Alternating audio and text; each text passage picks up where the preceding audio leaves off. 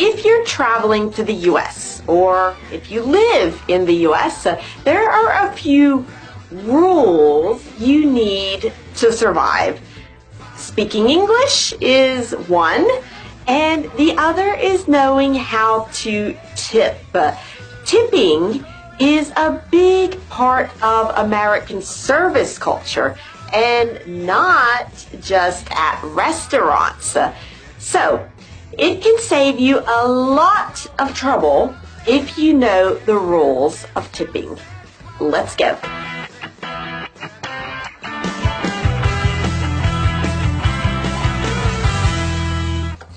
Now, about tips. Do you know how much a server in a restaurant is paid per hour in the U.S.? Probably around $2. Yep, $2 per hour. And this is why tipping is important. The server's salary comes from tips. And today, we're going to imagine a trip to the U.S. and all the tips that go with it so that you know how much to tip in each situation. Here we go. This is where your tipping adventure begins. Although it's not the most frequent situation, sometimes airport porters will help you with your bags. And it's customary to tip $1 or $2 per bag that they help you with. Maybe they put your bag on the trolley or they take it to the taxi. They deserve a tip.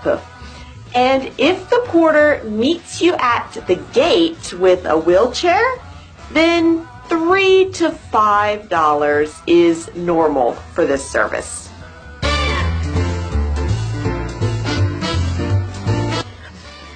Just remember that taxi drivers generally expect a 10 to 20% tip on top of the fare.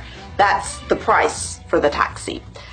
A lower tip if the driver doesn't help you with your bags, isn't very nice, the taxi smells bad, etc.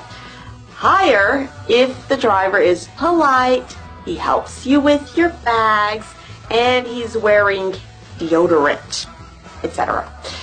And in some big cities like New York, the expected tip is around 20 to 25%. I hope that you have a lot of bills for the hotel because there are lots of situations where you're expected to tip. Let's start with the trip from the airport to the hotel. If the hotel sends someone to meet you at the airport, they get $10 to $15 in tip for their time and effort.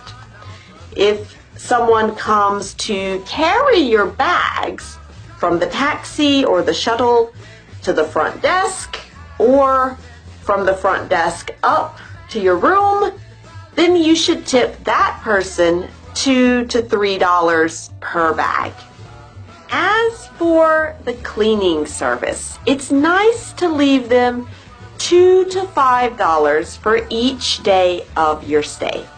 And it's even better if you leave the tip for them each morning instead of all at the end, because it's not always the same person who picks up your dirty towels.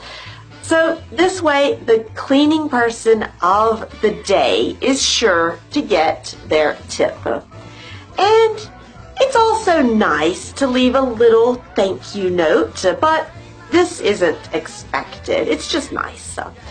And if you tip well, if you leave a little thank you note, maybe they'll give you a few little extra bottles of free shampoo if you're lucky. If the hotel has a concierge and they did something nice for you during your stay. They booked a visit for you, they arranged a car rental, they called taxis for you. For example, it's customary to give them $10 to $20 at the end of your stay as you shake their hand to say thank you for all your help during our stay. With all these tips, it's easy to see why Airbnb is so popular nowadays. After you check into your hotel, you want to have a drink to celebrate. At a bar, it's normal to tip $1 per drink if you just have 1 or 2 drinks.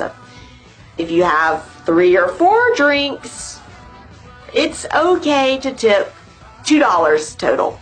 But if you're paying a round of drinks, it's easiest just to add 10% to the bill. And yes, you tip even if you go to the bar to get your drinks yourself.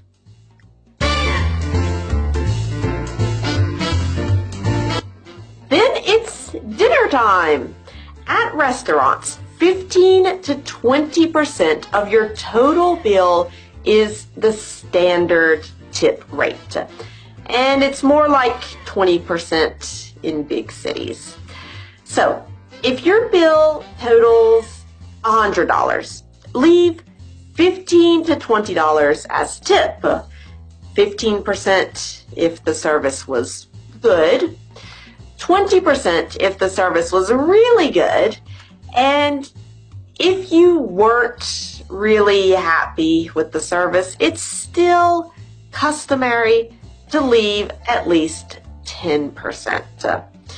If you're really, really unhappy, you can leave no tip, but you should explain why to the manager, or else the server may run after you to ask why you left nothing.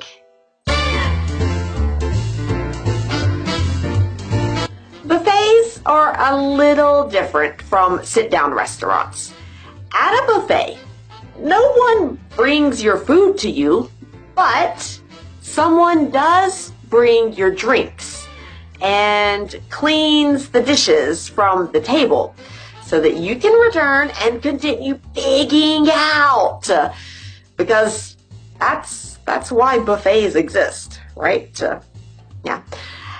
At a buffet, it's normal to leave 10% of the total bill as tip for the person who brings your drink and cleans your table.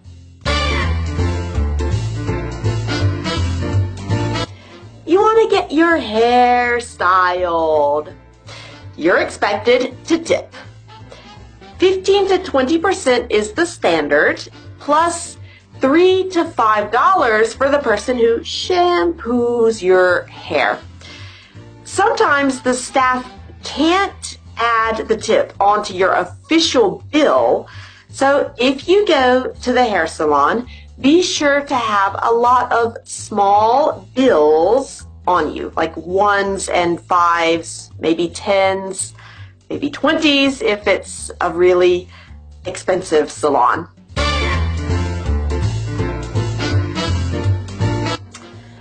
So basically, 15 to 20% is more or less standard in most situations. But if you're not sure, there's a handy app called Global Tipping that you can put on your smartphone, and it'll tell you how much to tip depending on the situation and the country that you're in.